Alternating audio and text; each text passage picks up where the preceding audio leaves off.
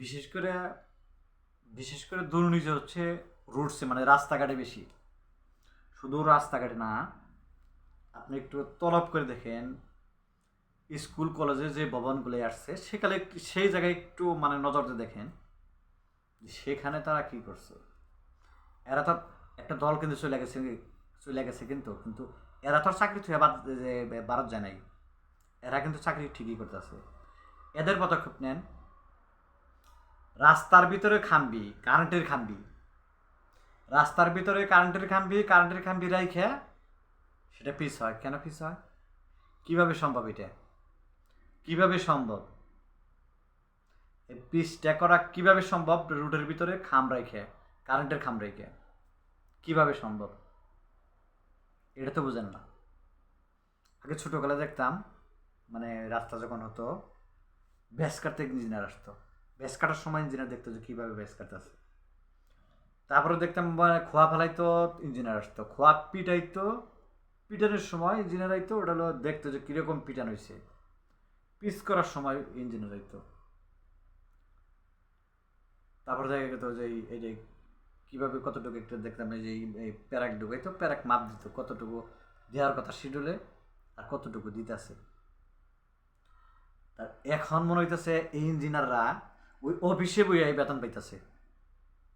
এটা বলবেন যে আবার কে অফিসে বইয়ে কীভাবে বেতন পেতে বললেন? হ্যাঁ, যদি এই রুটসের ওই উনি চাকরি করে, উনি যদি খালি ওই রুটে দেখবার গেতো তাহলে তো দেখতো আর চোখে নজরে আসতো যে কারেন্টের খাম্বি কেন রোডের ভিতরে, কারেন্টের খাম্বি কেন রোডের ভিতরে।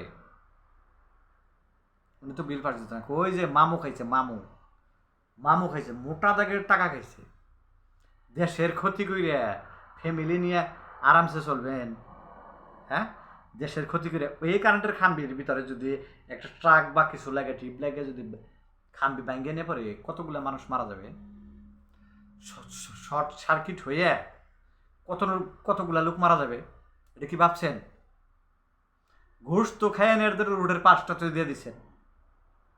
এটা কি সম্ভব না? ওই খাম্বিটা কি এই পল্লী বিদ্যুৎ কমপ্লেন দিয়ে ওই খাম্বিটা কিন্তু রাস্তার সাইডে দেওয়া যায় না?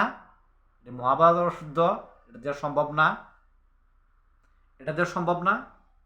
100% সম্ভব। এটা আপনি করবেন না। কেন করবেন না? দেশের পাঁচটা বাস যায়। আপনারা ঠিক মতো, আপনারা তো কিছু হইলে পুট করে টাকা পয়সা নিয়ে বাহির রাষ্ট্রে কান্ট্রি চলে যাবেন বউ বাচ্চা নিয়ে।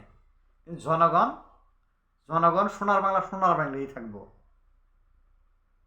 অতএব এখনো সময় আছে, এই কাজগুলো চোখে পড়ার মতো কাজ করেন।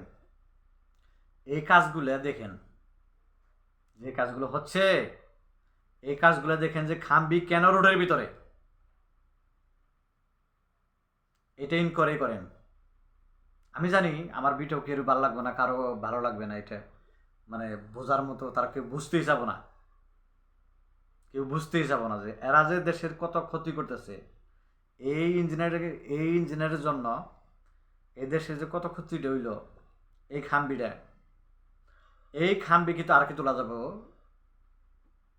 এই খাম্বি এসে কাটতে হবো কোনো সময় যদি হয়। আর এই খাম্বি কেন রোডের ভিতরেই থাকবো? এই খাম্বি থাকবো রাস্তার সাইডে, কেন রোডের ভিতরে থাকবো?